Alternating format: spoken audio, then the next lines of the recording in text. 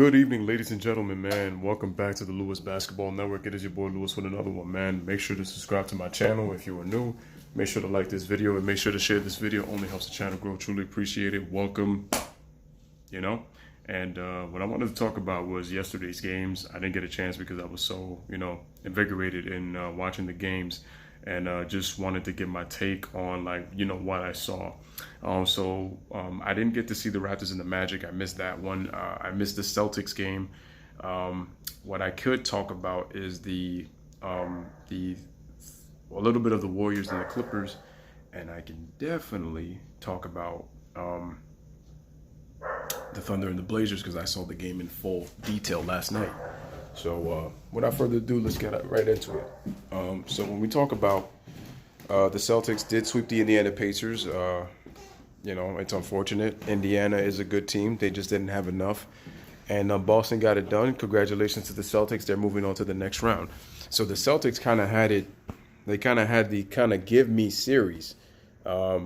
I thought with Oladipo they would have been more competitive, but unfortunately, he's injured. But once again, congratulations to Boston. We'll see what the second round is going to entail because I really feel like the second round is going to be really, really, really intriguing. Let's see. We also have the Warriors and the Clippers. Shout out to the Golden State Warriors.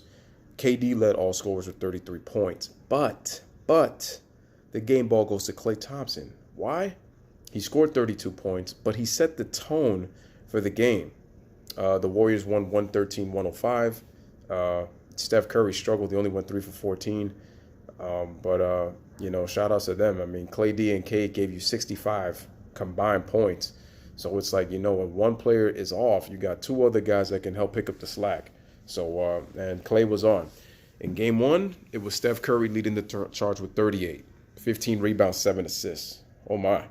Kevin Durant in game three, 38 points, 14 of 23 from the field, was the catalyst. I mean, he led all scorers in game four, but I would even give it to Klay Thompson in terms of the 32 points that he had, in terms of 17 points in the first half. So, each guy had, pretty much kind of put their stamp in their series in Golden State's 3 wins.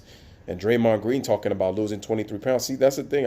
When I looked at Draymond in the season, he looked out of shape to me. I mean, he was injured, but he was out of shape too. So the fact that he slimmed down to 23 pounds and he's making shots and he looks confident again, looks like the Draymond Green that we're used to seeing in the playoffs these last 4 years.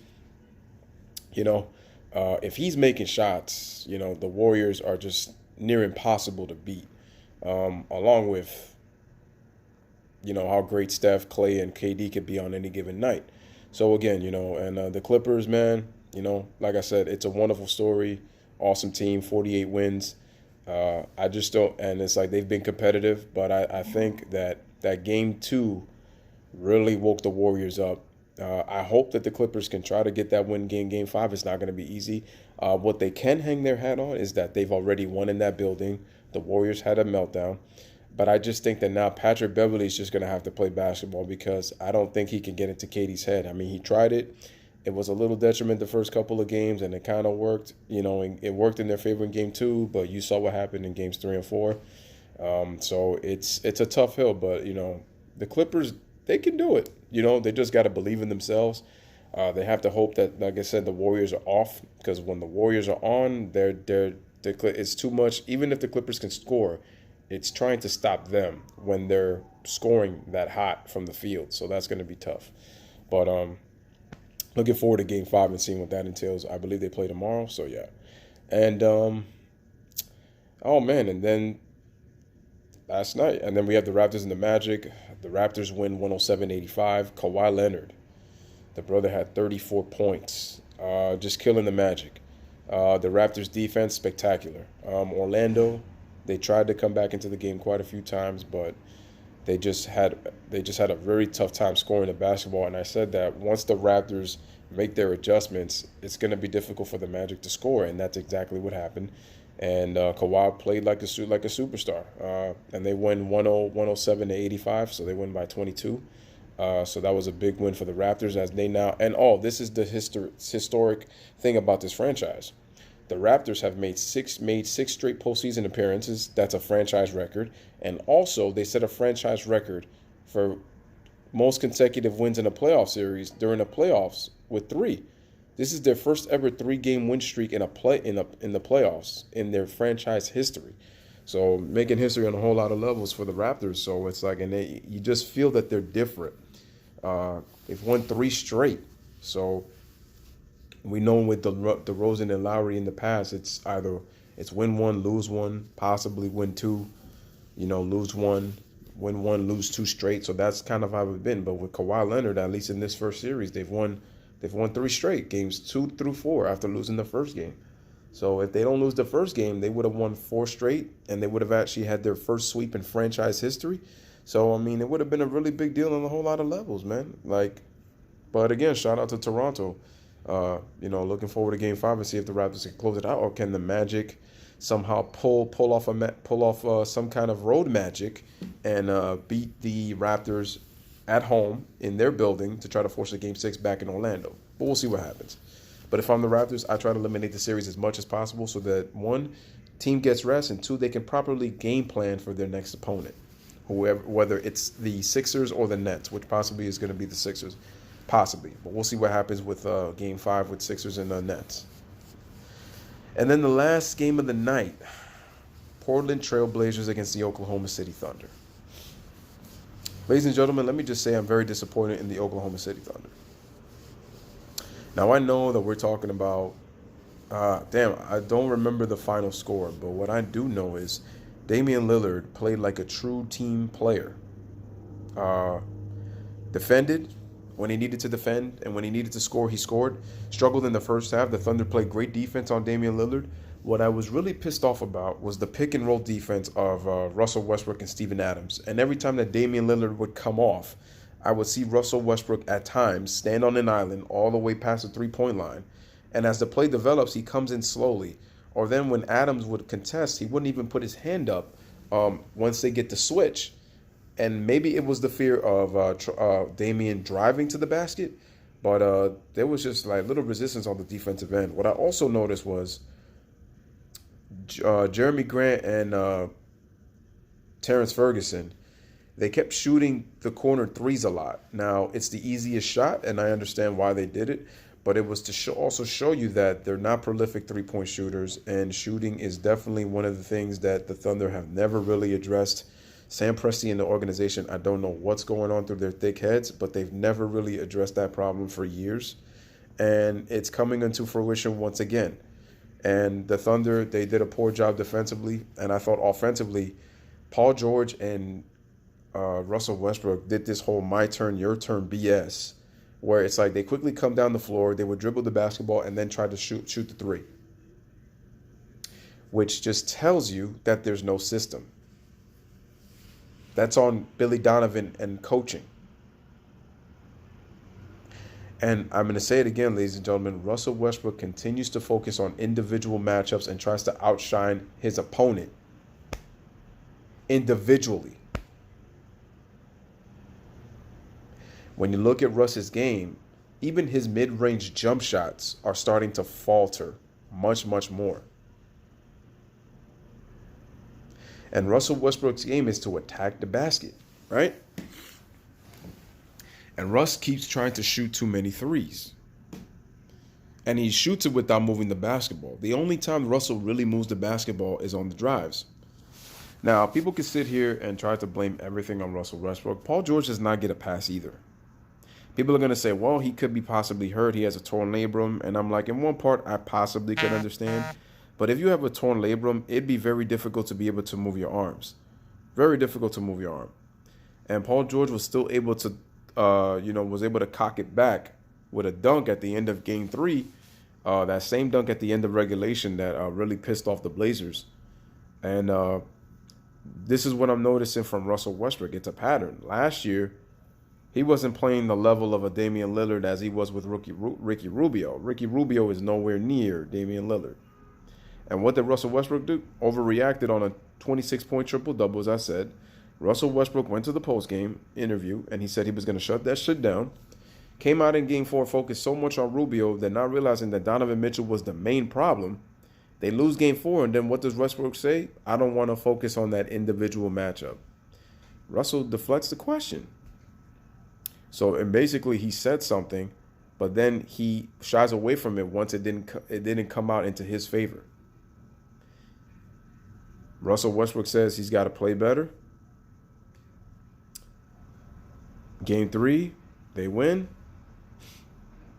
You know, they asked Russ about what happened at the end of regulation. It's next question, next question. Game 4, gets outplayed by Damian Lillard. Russell only goes 5 for 21 from the field with 14 points, has 7 assists. You know, he has that reporter, Barry, who he really doesn't get along with in terms of what happened with the whole, with the defense in the first or the second half. He says, good question, I don't know.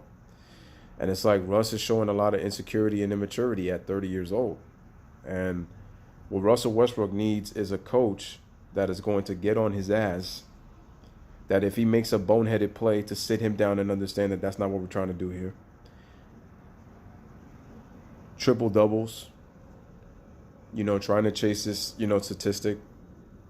My thing is, if triple doubles aren't going to mean a damn thing if Russell Westbrook doesn't go deep into the playoffs. Because Russell with Kevin Durant, both of them went to 4 conference finals. They went to 4 together. They went to the NBA Finals in 2012.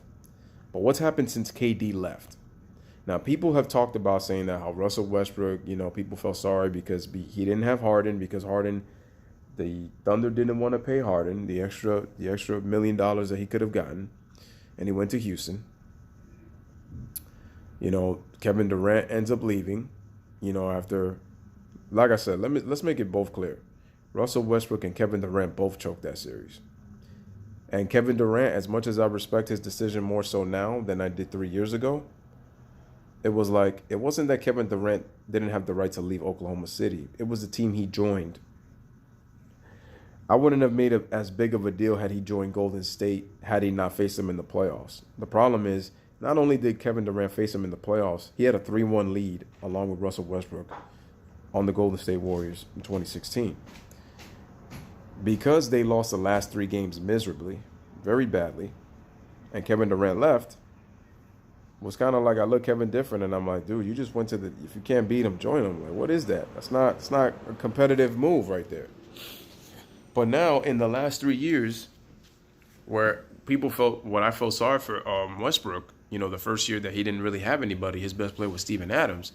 My thing was, if Russ tried to play within a system, even in his first year, try to move the basketball, you know, we could probably see what kind of team they probably could have had.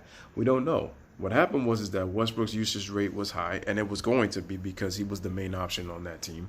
But, you know, Russ played his system. He got the triple-double. We say, wow, it's impressive. We didn't think it could be done ever since Oscar Robertson. Like, we would never see that again. And, you know, Russell Westbrook got his MVP.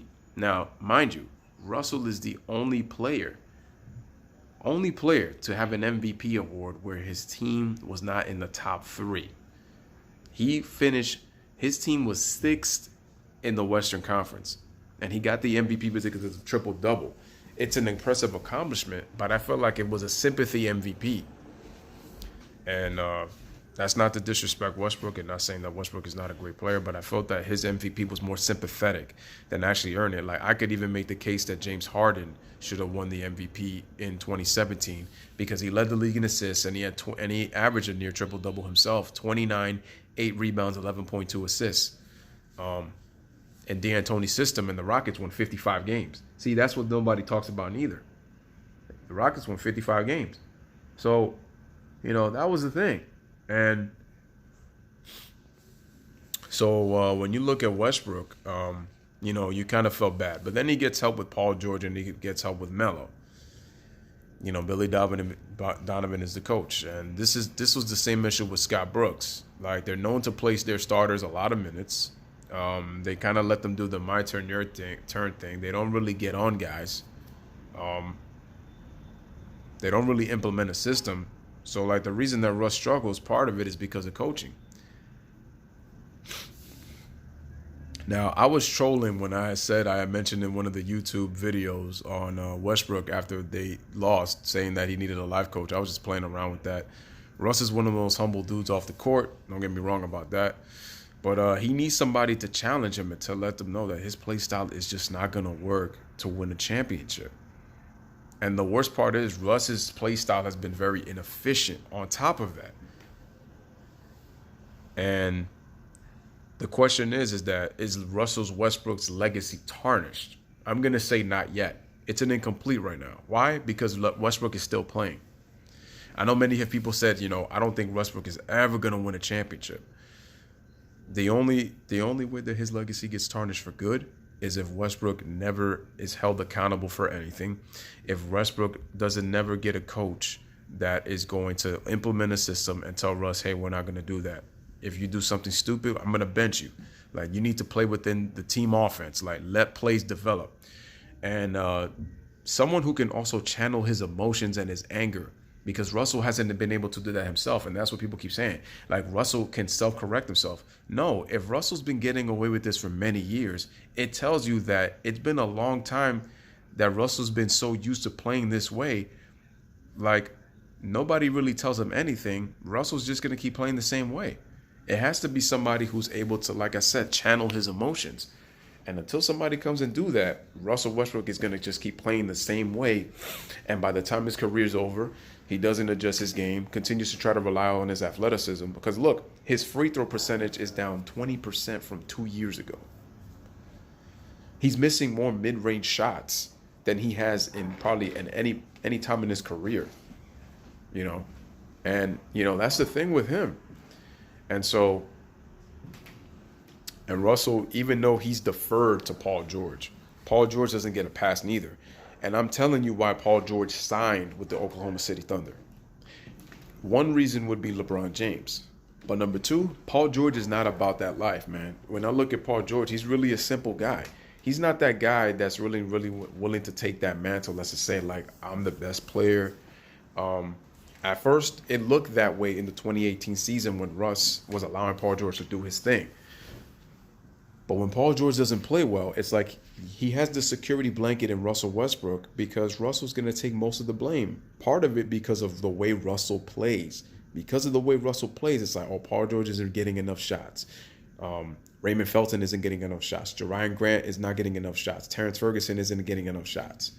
Like, that's the thing.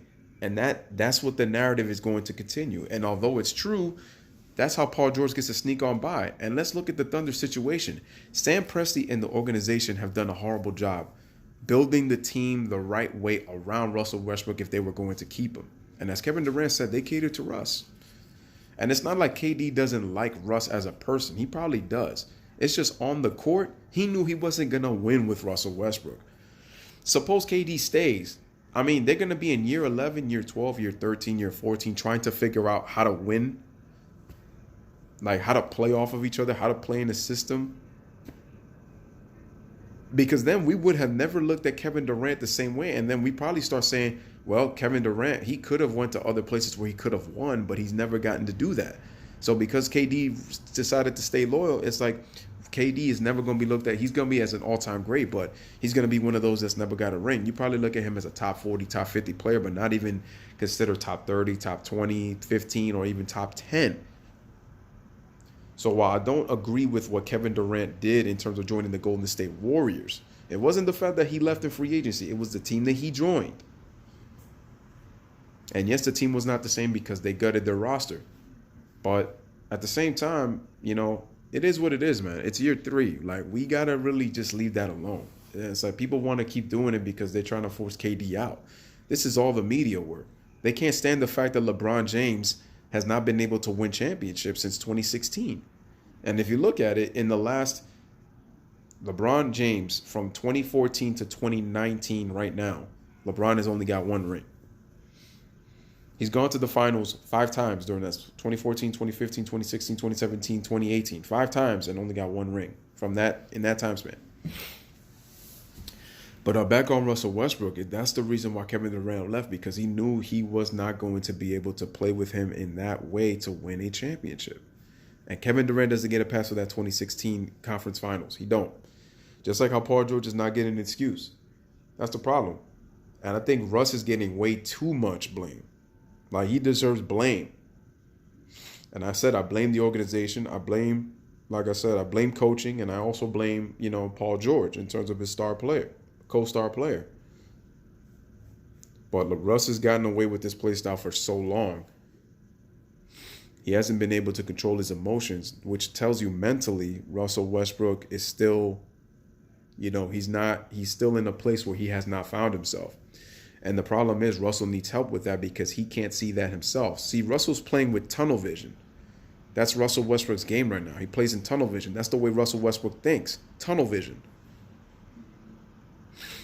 Like I said, he can't see the landscape. He only sees one direction. He can't look around like he can't look in panorama, Use both eyes and look in a panoramic view. He only sees tunnel vision. That's all he sees. Listening to that Kodak Black. But again, in order for Russell Westbrook to get the help that he needs on the floor as a basketball player to help him change and mold, I would even as far as say you need a veteran that would get on Russ as well, on the team, that would not take any BS, that would not let Russ do what he wants along. So you need a coach, and I said you would even need a veteran player to get on Russ. And I think if you can get those two things, then you will see Russell Westbrook play differently. Because Westbrook doesn't post up. Westbrook also has a tendency to take away the hot hand. Like if somebody gets hot, it's like he feels like he's like, okay, we got the momentum. Now I feel like I got to finish it off. And I'm like, dude, if your shot is off, you need to pass the ball. Just pass the ball to somebody who's hot and find a way to feed the rock. And like I said, instead of trying to get these driving kick assists, move the basketball. But that's going to come with a system and a coach that is going to put that system in place and say, Russ, we are not playing the inefficient LeBron James system. We're not doing that. But what's even worse is at least LeBron picks his spots in his system. Russell Westbrook, man, it's just he'll come down the floor, pull up. He'll size up a guy, pull up. It's just the bad sock selection. And that's his basketball IQ. It's just not good. That's why when people keep saying like, oh, the triple doubles, and I said it's an amazing accomplishment. That's not to say that Russ is not a great player. He's going to go down as one of the greatest players ever. But he's going to be in that tier of players where it's like, well, we call him Mr. Triple Double. He got those numbers, but did he win in the postseason? No. And what's going to happen is without Kevin Durant, 3 straight years, if they lose in the first round again, like it's going to be 3 straight years. And then his triple doubles are really going to have an asterisk. And you're going to say, well, it doesn't matter. It's the regular season. And I'm like, okay, he averaged those numbers. They were inefficient, but what is Russ going to do in the playoffs? Are these numbers going to equate to victories? Is Russ going to play team basketball? Because what's more important, getting your numbers or getting the victories for your team to be able to advance and get to the NBA Finals and win a championship? Because you do want to be remembered as a champion. I mean, most great players who play in the NBA obviously want to make their money, but they want to be remembered as one of the best players in the history of the game by winning. Because you're just not just measured on your statistics. You're measured on your accolades. You're measured on winning. And my thing is, so my opinion, is Westbrook overrated? Hell yeah, he is. He's a great player, but he's highly overrated. Is his legacy tarnished? Not yet. His legacy is not tarnished yet. But if he doesn't change, or if the Thunder don't bring in somebody that can help Russell change and change his mentality, by the time that Russell's career is over and he doesn't change his game, then I'm sorry. Then his legacy is tarnished.